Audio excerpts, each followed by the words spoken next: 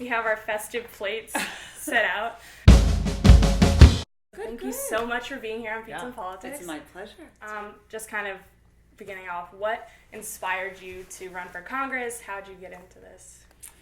That's a great question. I grew up here in Lowell, and went to public schools, went to Lowell High School. I actually had the opportunity to get a volleyball scholarship to go to Georgetown University, which was terrific. I was at the School of Foreign Service there, but even as active as I was in high school, I was president of student government, president of National Honor Society, and I was just very lean-in kind of kid. Never had any idea or thought or dream of running for office. And I even worked on the Hill. After college, I was a staffer for Congressman Marty Meehan at the time, and worked there for almost 10 years.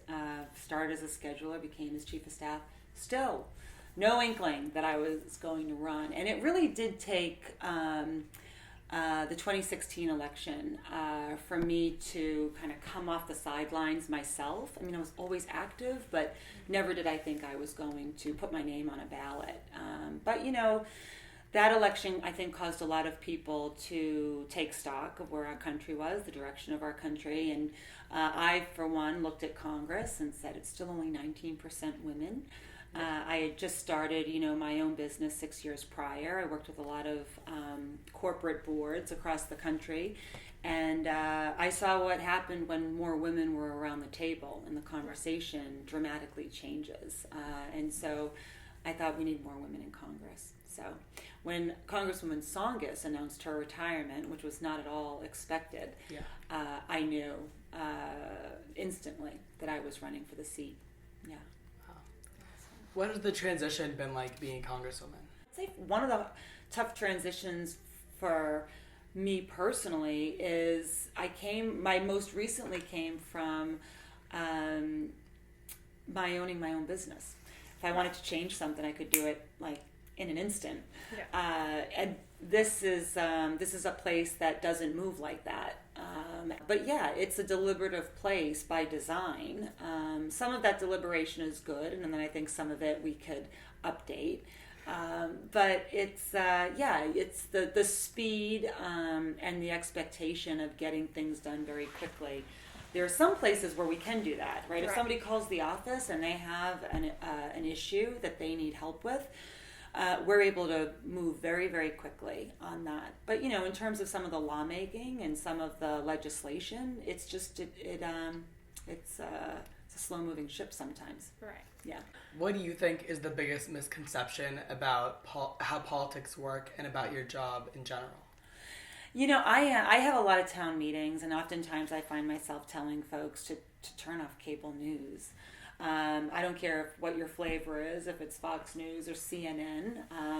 I watch those channels now a little differently because it's just a bit distorted, right? It doesn't really talk about the fact that I work with Republicans every day. I've worked on retirement security. I've worked on pipeline safety. I've worked on water infrastructure. I've worked on extending funding for community health centers, all with Republicans.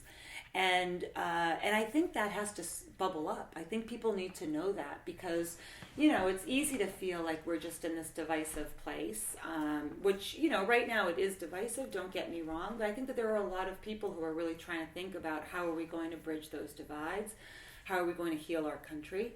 And it would be nice if more of that was in the spotlight so that it could become contagious and people understood it and it was rewarded.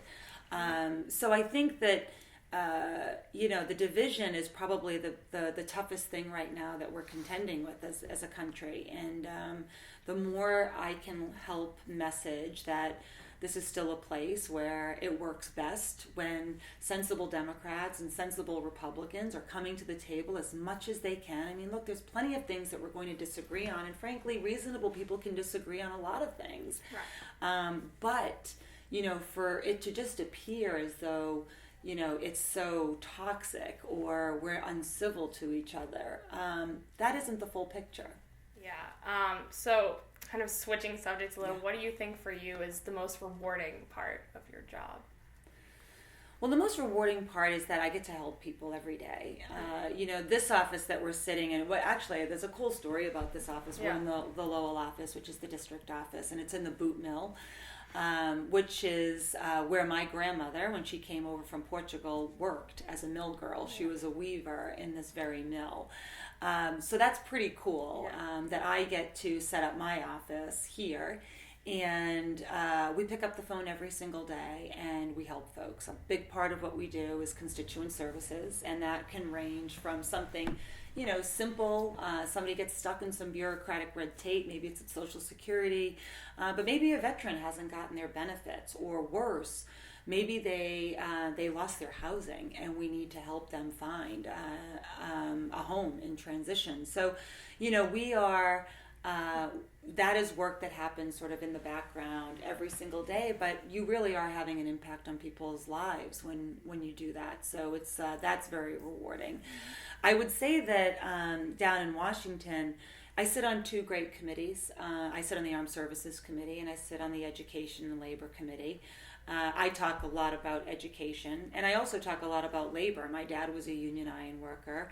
I know what unions do for our economy and sort of the balance that we need in our economy. But I also, I invest in public schools. I'm a product of public schools. It's really important that we make sure that we're properly investing in education. It's the future of our country, and it's basically an investment that we can't afford not to make. Speaking of your community, how, as a member of Congress, do you maintain a connection to your district while being in Washington? I come home right after I cast my last vote every single week. This is where my family lives. My daughters are in public schools, and I'm coming home to do normal things, right? Sometimes it's to go to a basketball game or a lacrosse game. A lot of times it's to get out to the 37 communities. Yesterday I spent a good part of my day in Lawrence. Former state rep Juana Matias and my colleague Congresswoman Ayanna Pressley and we were all at Lawrence High School, and we talked about thorny issues, but thorny issues in terms of fair housing and income inequality. But we also, talked about the role that young people play. And how young people are standing up to have their voices heard, and they're demanding to have a seat at the table, it's just enormously important. And so it was pretty cool to be a part of that and to be, to have that discussion with so many young people who really are kind of taking their own future into their own hands, as you both are. But that is what it's all about. I spend all my time that I don't have to be in Washington voting, crisscrossing the district, learning about something new. I learned, this year that I have 842 farms in the district. I mean, I was blown away when I heard that number. So, we went on a farm tour. There's a lot of companies here that get funding from the federal government, whether those are defense dollars or whether they're small business grants. There's a ton of innovation that happens here. I spent a lot of time working with the colleges and the community colleges in the district to make sure that kids have pathways to good paying jobs. So that is all those are all things that inform what I do in Washington and some of the policy stances that I take, and certainly the legislation that I introduce. But it's also helpful to kind of convene those groups and those stakeholders so that we can kind of move the ball forward in each individual community. So how are you working to make government more accessible to people who might have been historically inaccessible? Yeah, so we've been involved with a couple things. One is the census.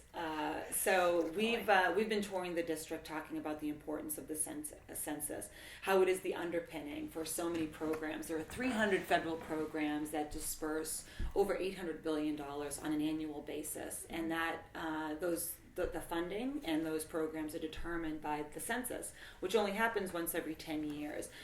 I represent a lot of communities that are traditionally undercounted. And they're undercounted because for a number of reasons. One, people don't know the importance of it, but two, a lot of immigrants live in Lowell and Lawrence and Haverhill and Fitchburg, and they're not feeling like they want to share a lot of their personal information. They need to be comforted and know that that information can't be used against them, which I spend a lot of time telling them, right? By law, what is collected by the census cannot be used for any of those agencies, Department of Homeland Security, ICE, IRS, but what it does do is it comes up with the formula and the funding for so many programs that undercounted communities mostly need. Our tax credits, our senior housing, our community hospitals, and our community health centers, SNAP, WIC. I mean, you could just Section 8. You could just go on and on. So, I think it's really important to let people understand, or help people understand that that is one thing that brings Washington and brings those federal dollars to our communities is the census. The other thing is voter registration.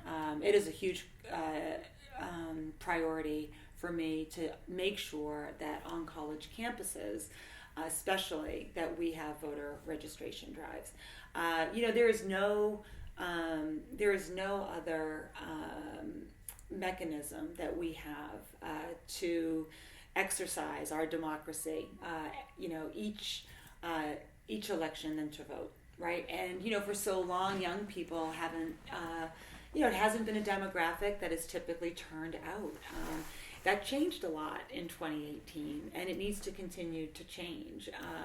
But if you can get young people to register at 18 and to also vote in that next election, they will likely be lifelong voters, which is what we need. We need everybody. I mean, I often, because of the climate right now in Washington, I often, get asked a lot about what I'm going to do to protect our democracy or to uphold our democratic institutions. And granted, I've got my hand on a lot of levers that are very useful, and I'm glad I have them on, but it's everyone's job, right? It's not just the 435 members serving in Congress.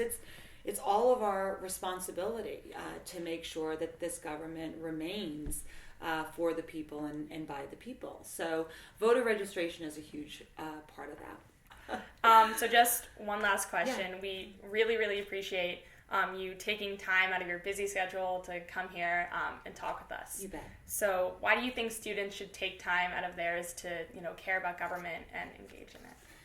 So I will say I learn a ton from talking to young people. It's probably where I get my greatest amount of energy.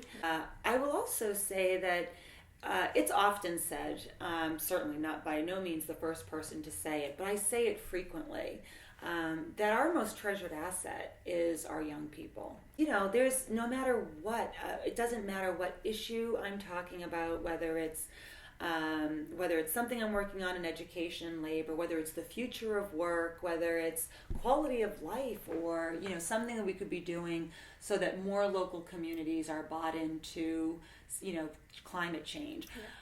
Yeah.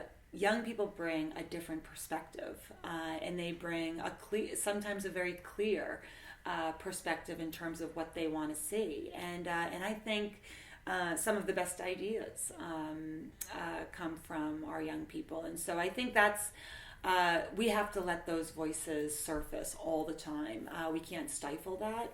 I don't come at this from an approach where I think I know best. I come with a lot of humility, and I come with an understanding that the best ideas sometimes haven't even been thought of yet. So I like to have a diverse group of people around a table so that we can kind of harness that the best that we can. And I think young people have a huge role in our future policy decisions. All right. Well, thank you so much for Thank you talking so to much. us. Awesome. Thank you. This was great. Can I have a piece of pizza Of now that I'm course.